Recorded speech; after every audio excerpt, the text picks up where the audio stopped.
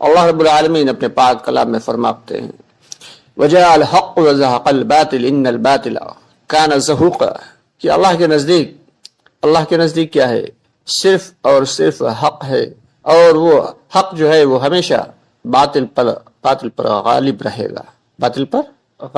گا لیکن اگر اللہ رب العالمین چاہ لیں تو ایک منٹ کے اندر بلکہ ایک لمحے کے اندر ساری دنیا میں حق غالب ہو جائے، لیکن اللہ تعالی ہر کام کو اسباب کے تحت کرتے ہیں، ہر کام دنیا کے اعتبار سے اللہ تعالی اسباب کے تحت کرتے ہیں۔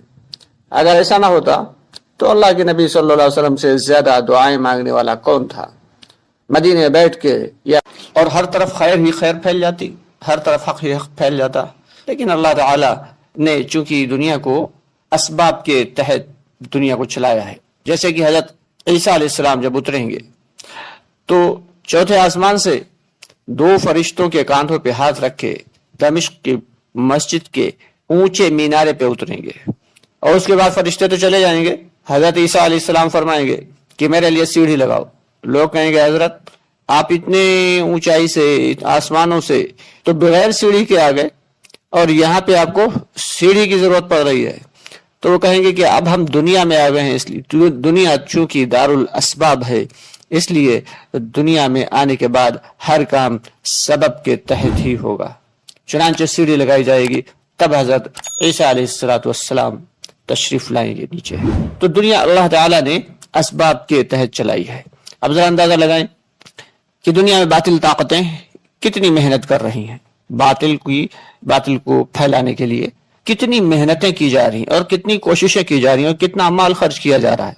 کبھی ہم نے غور کیا ہے کہ چھوٹے سے چھوٹے اشتہار کے اوپر بھی، چھوٹے سے چھوٹے اشتہار میں بھی نامحرم عورتوں کا استعمال کیا جا رہا ہے، جبکہ اللہ کے نزدیک عورت کیا ہے؟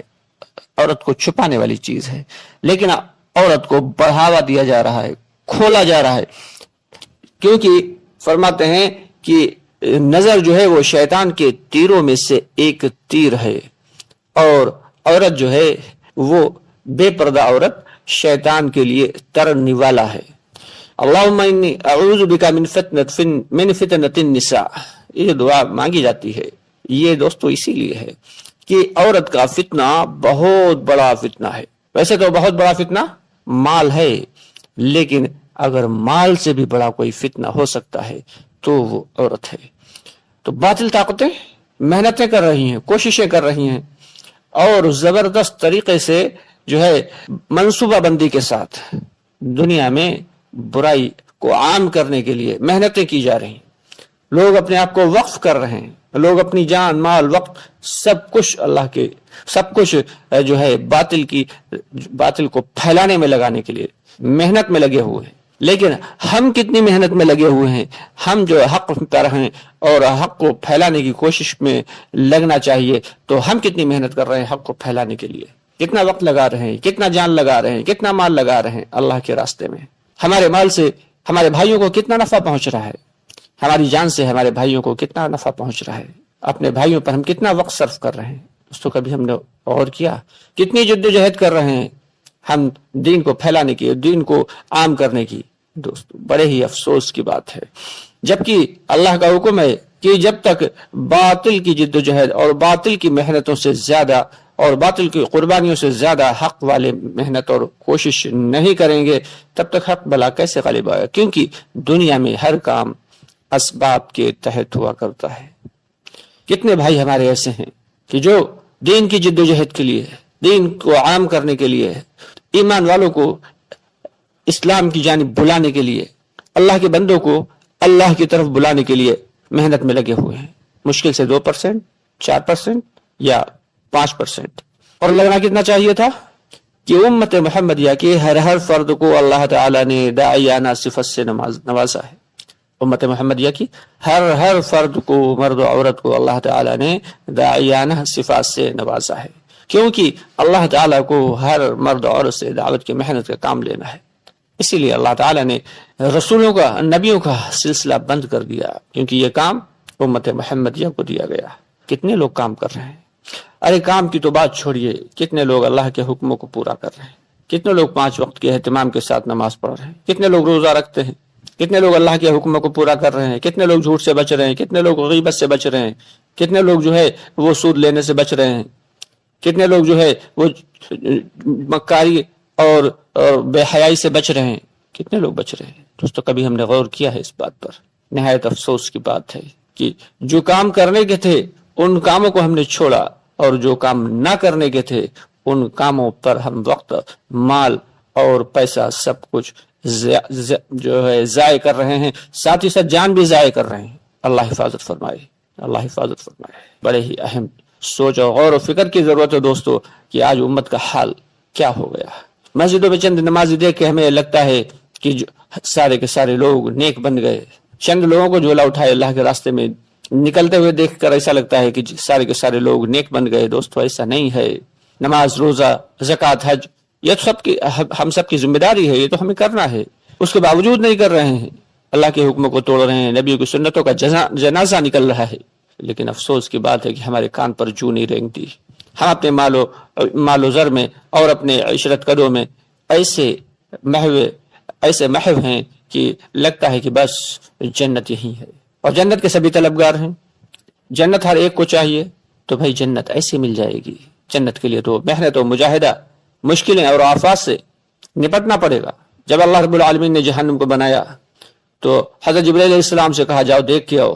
جبرائیل علیہ السلام گئے، کہنے لگے یا رب العالمین اس میں تو کوئی شخص بھی جانا نہیں چاہے گا۔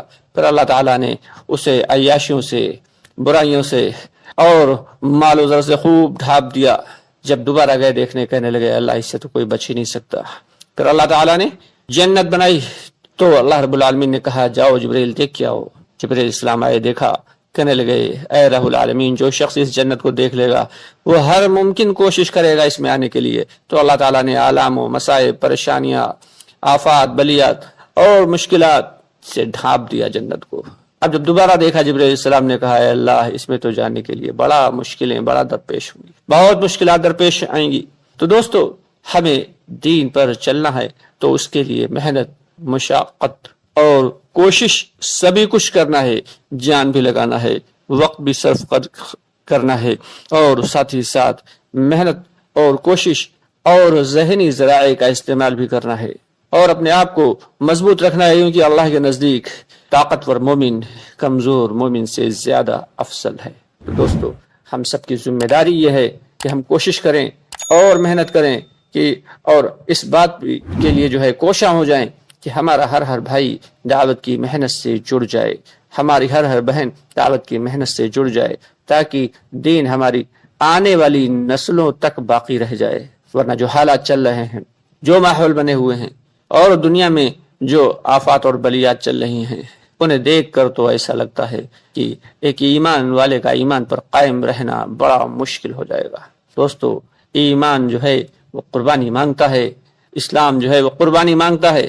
ہم سب کو اس بات کی کوشش کرنا ہے، محنت کرنا ہے کہ اللہ تعالی ہم سب کو اس کی توفیق عطا فرمائے، اور مرتے دم تک کلمہ ہماری زبان سے ادا ہو جائے۔ اس کے لیے اللہ تعالی سے دعا بھی کرنا ہے، محنتیں بھی کرنا ہے، اور کوششیں بھی کرنا ہے۔ اللہ تعالی ہم سب کو کہنے سننے زیادہ عمل کی توفیق عطا فرمائے۔ آپ سے گزارش ہے کہ ہماری ویڈیوز کو زیادہ سے زیادہ شیئر کر دیا کریں، تاکہ ہمارے بہت سارے بہن بھائی ایسے ہیں جن تک دین کی بات نہیں پہنچ پاتی، ان تک بھی دین کی بات پہنچتی رہے۔ اگر آپ کسی مخصوص عنوان کے تحت کوئی ویڈیو چاہتے ہیں تو آپ ہمیں کمنٹ باکس میں لکھ کر بھیج سکتے ہیں۔ ساتھ ہی ساتھ اگر ابھی تک آپ نے ہمارے چینل کو سبسکرائب نہیں کیا ہے تو ہمارے چینل کو سبسکرائب ضرور کر لیں، تاکہ ہماری ہر ویڈیو کا نوٹیفیکیشن آپ تک پہنچتا رہے۔